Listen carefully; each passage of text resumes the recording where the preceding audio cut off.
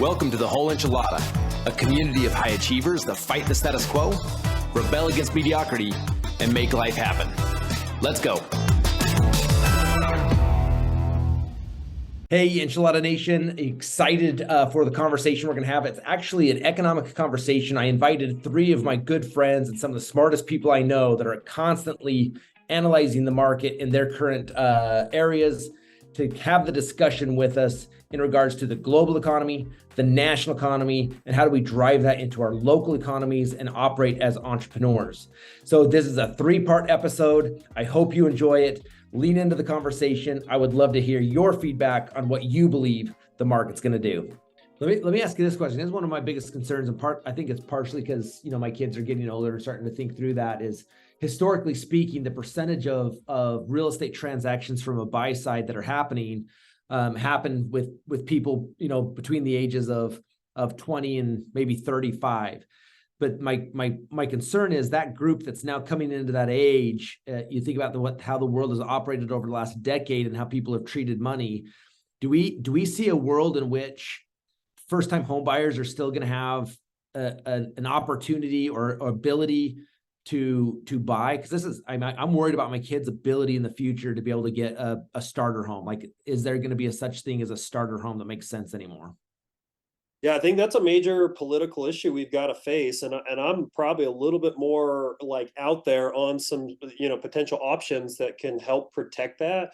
Because again, prices just going up. I know the whole baby boomer and the trillions of dollars being passed down generations, they think is going to help solve some of that. But even legislation that helps first-time home buyers get into that first property or something, I'm pro of.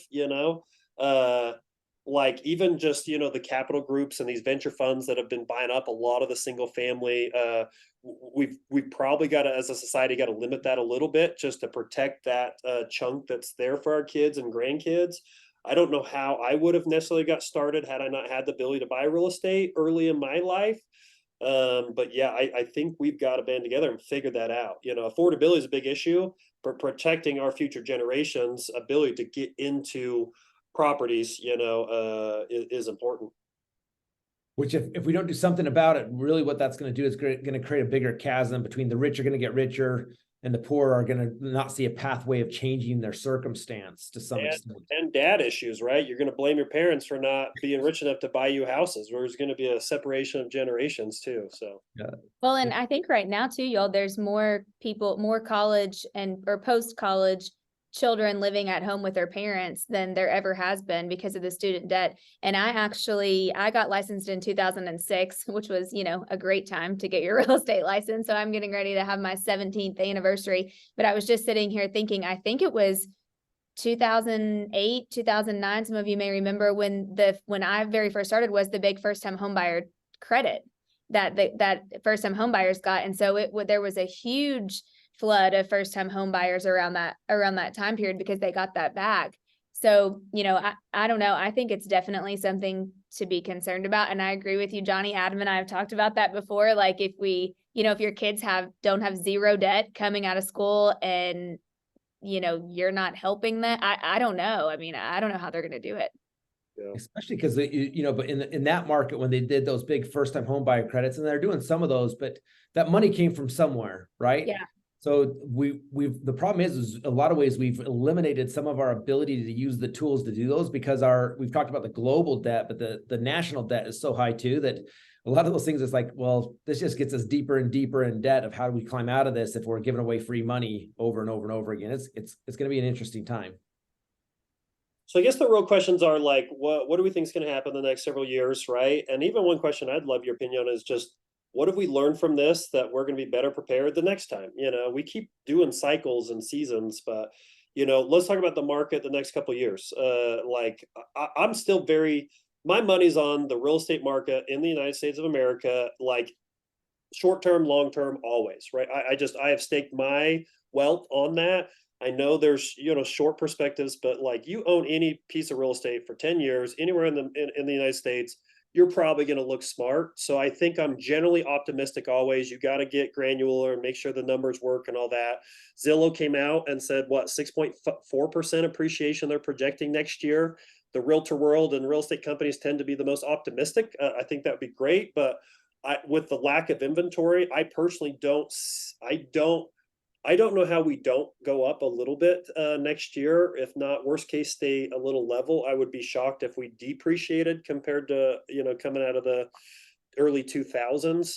But if we talk about the next 3 to 5 years, like I'm still very bullish and optimistic on the U.S. real estate market. You guys agree with that? Yeah, I think from a couple different ways. Not only this, just believing in the economic, that is an economic play of like this.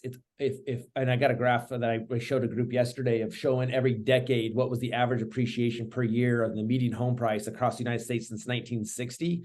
And from 1960 till today, we've been through wars, we've been through recessions, we've been through economic booms, we've been through economic failures, but consistently over a decade period of time, no matter what, our median home price has appreciated across the country. Now, if that is coming in at 3-4% on an average, that means some places in the United States were significantly more than others.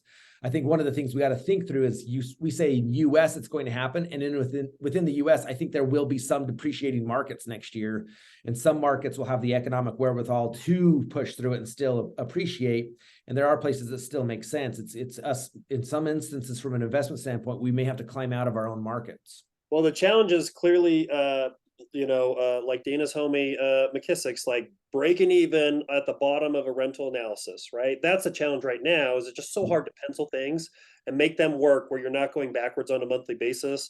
Whether it's either, there was a time period in Utah, pricing and mortgage rates, so many things just make sense to put a little down payment and they can at least break even, just buy it and just keep it in your portfolio. It's not sexy, but 7 years later, you have a bunch of equity. You got to be scrappier now. It's like the beginning of my real estate investing journey. I had $0. So I had to just do whatever it took to somehow get a piece of property and make the numbers work, have no down payment, whatever. I just think it's forcing us to be scrappier right now, whether it's more down payment, seller financing, creative scenarios, partnering up on things, whatever the deal may be, maybe even going out of state or something. But I would probably just say we got to put more work into the acquisition and acquiring stuff, and we'll still be generally happy, owning stuff. Beautiful. Love it. Dana, let's shift the conversation from, like, we talked a lot about the economy and things. I think sometimes when people hear that stuff, they go to a negative space of like, what am I doing? Like, walk us through, like, what do you see as the opportunity as a real estate agent right now? Is this an exciting time to be doing what we're doing? Yeah, great question. So I pulled a couple of stats just to share with you guys for NAR, and this is through the end of July. There's still an average of 3.3 offers per listing right now in the United States. Sales are down 16.6% through the end of July. However, we're down for the second year in a row, and we were down about 16% last year. So if you go back 2 years, we're really down about 35-ish%, between 30 and 35. Monthly mortgage payments have climbed 12%. Yet, here's the kicker. This is the crazy one. 77% of realtors polled with NAR today think negatively about the current real estate market. So I share that because I want you guys to think about my friend Diana Kokoska has always said this, and it's the one thing I've thought forever and ever that I'm never going to forget. Opportunity is never lost because it's always found by somebody else. So yes, I think that it is still a great time to be in real estate. I think I agree with everything Jonny just said, by the way. And I think when I hear Gary say the fool is the person who didn't buy as much real estate as they could over the last couple of years, I'm like, yes, I think we've all driven by houses and we're like, crap, I should have bought that one and I should have bought that one. But yeah, I think opportunity is never lost. It's always found by somebody else. I think it's going to be a different market. Over 70% of realtors with NAR right now have not been licensed for more than 5 years. So they've never been through a shift. And if you are one of those agents, then I think you have to really dig in because there is opportunity. Somebody's going to grab the market share. And so I think if it's not you, it's going to be somebody else. People are still going to transact. I never can remember all these, but you guys probably know like the 5 Ds or whatever. People are still going to get a divorce, they're still going to die, they're still going to have diapers, all those things are still going to happen. So the difference is we have to find the people who are transacting because of an emotional decision or because of a lifestyle change. They're not just moving for fun, because they're not going to trade a 3 for a 7.5 or a 7. I mean, it's unless they have to unless they're having a life decision or an emotional decision, right? I think the opportunity also lies in the realtors that are going to really thrive in this market are the ones, in my opinion, that are going to know that they have to provide context and perspective to their clients. I love when Gary said this a long time ago. He said, you look at yourself as salespeople, and you're not salespeople, you're teachers. And I really believe that. I think, just like we kind of talked about earlier, if our clients are only getting their news and their perspective from the media, we have a serious problem. They are not going to want to transact. They're going to think that the rates are the worst that they've ever been, when we know that that's not the case. So I think we have to really be teachers to them, and we have to up not only the quality of the ways that we're doing that, and I can talk about that a little bit more, but the quantity too. Like, we have to be louder. Remember, he or she who is the loudest is probably going to win. And if they're watching all these gurus on TikTok and YouTube talk about the market who haven't been in the market, I mean, I just think we have to really watch it. And then one last thing, Marcus, I think about as far as just, is there still opportunity? 60% of the Fortune 5000 companies, some of them I'll name for you, actually started in a wintertime season and or in a downshift. Disney, Hyatt, Chevron, Microsoft, Apple, and I think FedEx, I don't have my note right here. They all started in like a downturn. So, or in a, what Tony Robbins would call winter, if any of you follow Tony. So in the Great Depression, more millionaires were made than any other time. So there is opportunity, and people either run towards it or they're scared and they run away from it. And so I think if you can be one of those that will run towards it, that this is a great time. I mean, a super great time. People always have to have a home to live in. It's not like it's going away. I love what you're saying. And one of my biggest challenges right now is it's a lot easier to be negative than it is to be positive. Yeah. Like, are you all going to be part of the 77%? Or, because I don't want to be. I mean, I'm like, man, I hope, when I heard that, I thought, gosh, I hope that's not my agents that are being part of that. If you have anything to do with it, don't be, because man, what a bummer. Yeah. And it's real estate, even though it's our profession, it's not our life. That is not, being a realtor doesn't define who you are. However, if you remain in a negative space all day in your profession, more than likely that negativity showing up in your own happiness. So one of the things I think was what I'd love to talk on for a minute is like, you guys are some of the hardest working people I know. I watch you with your people. I see the time and energy you put in, both during normal work hours and outside of that. There's times I've met with you guys into the evening, early mornings, things like that. Like, you guys kick butt and take names on an ongoing basis. How do you maintain personal happiness when we're dealing with all these issues and making things happen at the same time? Because I think that's also a critical thing for us to think through as business people is, hey, how do I maintain like real happiness through this process while I may have to do some things that aren't very fun in winning in business? Yeah, it's funny because, we're all leaders here. And, I've had so many meetings the last several months with some of our experienced agents, kind of almost talking them off the ledge that they want to get out of the industry or they want to go get a job or whatever. And, I'll consult them, we'll talk about it. And it usually comes down to, they know what to do. They know when to do it, why to do it, how to do it. It's just, do they want to do it? And I get that. I get it. It's just, we got spoiled and it's hard work a little bit more now, and I remember even coming out of the Great Recession, 2010-ish, I used to call FSBOs, right? And I hated it. I still don't think I made $1 off FSBOs because I wasn't very good at it. But I just knew that if I came in and called FSBOs for 30, 60 minutes, right at the beginning of my day, calling my sphere, knocking doors, all those other things, it was just so much easier for me to do it. And even it's a weird person to quote, but like Dana White, he says, like, if you're even remotely savage, you're going to crush it over the next 20 years just because of how like soft our generations got. And we just have to just know it's work. And for me, there's just the little things I do that just bring adversity and hard things in my life that somehow make me realize like picking up the phone isn't as hard, as a lot of other things that could be hard. I had an agent that he was so sick of real estate, didn't want to make his calls. he went out and did concrete, like foundations, for like, he made it 10 days. And he came back to me, he's like, all right, like, this is not hard. And he's back at it, and he's in the office every single day making calls. So you just do it, you know? Have you guys read The Comfort Crisis? I literally just started listening to that yesterday. Such a great book, but it's exactly that mentality of like, we've become so soft because we refuse to choose hard, because we sometimes you have to choose hard to like learn about yourself. One thing I'd love to hear from you guys is I look back at my own career, being in real estate now for almost 23 years. And I think the biggest times of growth and development for me have been in challenging times, not the easy times. And so the question I think we can kind of wrap up on here is, what is it that we want to learn through this process? Like who's the next evolution of you? Like I know I look up to you guys, and you know, there's times I look at you guys, I'm like, wonder why they're friends with me. Those guys have made it, and I'm trying to make it. But one thing I love about us is none of us are satisfied with who we are. And so the idea is, if we're being faced with this challenge right now, and we're going through some hard times, like, what is it you're wanting to learn, and where are you wanting to grow through this time right now? Because I want to learn from you. Two, I want to support you. That's part of being friends and coworkers, is how do we support each other through that growth? Any thoughts on that?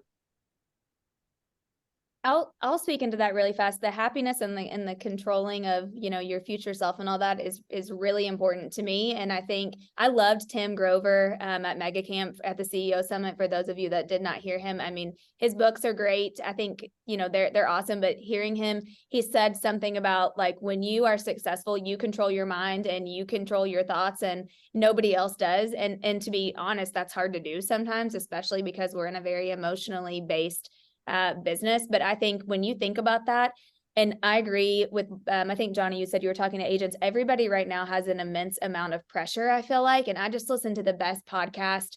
It was a sermon. He's a pastor, but he does leadership too. I can send it to you and you can send it out. But he said a great thing. He said, pressure will either refine you or it will confine you.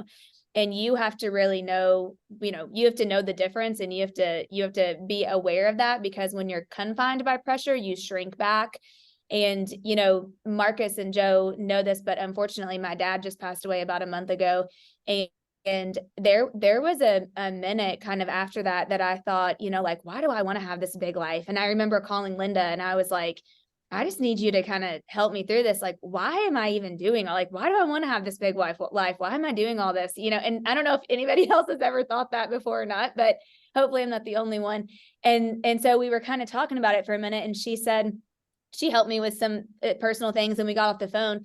And then I saw my dad's car is still sitting in the cul-de-sac in front of my house in Charleston right now. And I just kind of looked at it, because I haven't been able to do anything with it yet. And I kind of looked at it and I thought, like, that's why I want to have a big life, because a lot of people wouldn't have been able to just have, you know, buy the car and let it sit there. And it's not an expensive car, but, you know, it means something to me right now. And so I think when we're thinking about happiness, like, we have to really think about, why are we doing this? And then staying in your unique ability, you know, doing what you love. It's really, I don't know, again, about you guys, but I get down when I'm focused on all the stuff that I'm not good at, I don't like to do, I shouldn't be doing it, I don't want to do. So you have to learn a lot of leverage and figuring out, you know, what that is. So for me, I think it's continuing to work on emotional fitness and being that, you know, not soft, like doing hard things. Like you said, Marcus, you're so good at that. Like, I look up to you for that. I'm like, Marcus does all this hard crap. I could never climb any of those mountains or do any of the stuff that he does. But it's truly like really working on that, because this is the last thing I'll say. The Michael Jordan, Tim Grover story was huge to me. And he said, Gary asked him, how in the world did you get Michael? I shared this today in this class I was in. How in the world did you get Michael Jordan as a coach? And Tim said, you won't believe this, but I wrote 14 letters and hand wrote 14 letters and sent them to 14 players that were on the team. But I didn't send one to MJ because he was kind of the untouchable.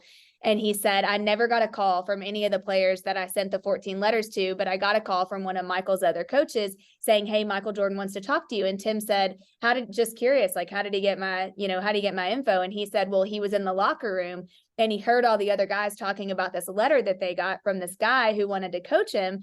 And he said, never forget this. And you guys should write this down. The best of the best are always looking to get better. And that's who I am. Like, that's how I want to be. And to me, like, that's how we have to be going into this market too. The best of the best are always looking to get better. None of those other guys even responded to Tim Grover, but Jordan was always looking to get better. And so he was the one that did. And I just think like, that's good. Like that's who I want to be. That's awesome. Love Yeah. it.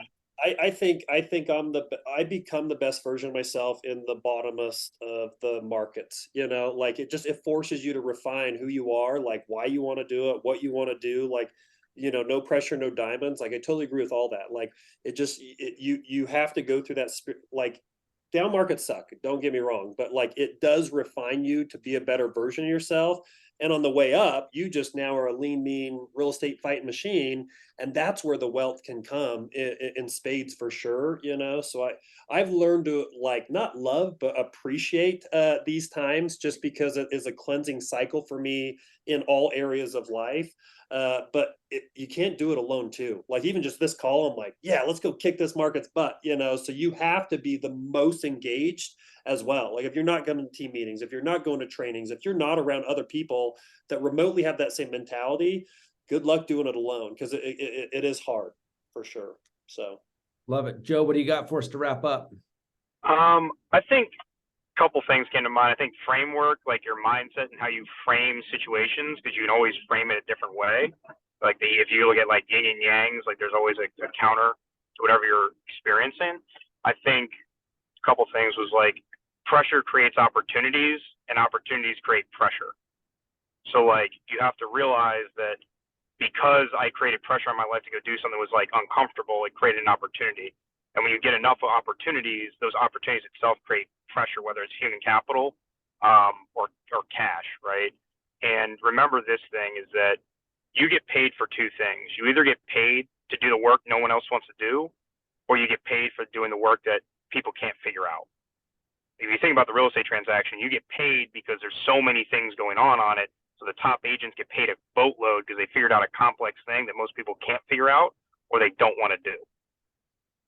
Ooh, that's good. Because the truth is, what a lot of real estate agents get paid for, honestly, is filling out a couple of blanks on a piece of paper.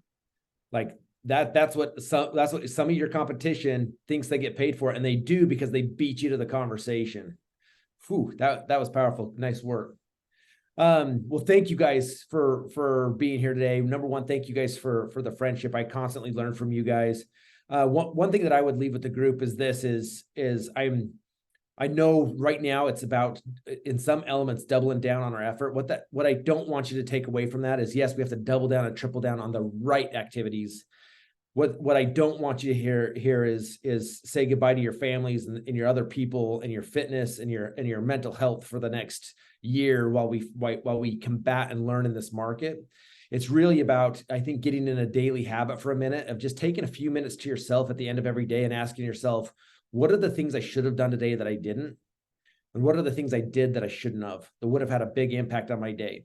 And one of the things that I did a couple of years ago that really had a change for me, you guys all know my personal mission vision statement, which I still love and I still live by. But one of the things that I was sitting on a beach somewhere on vacation with my family, but I was stressed out.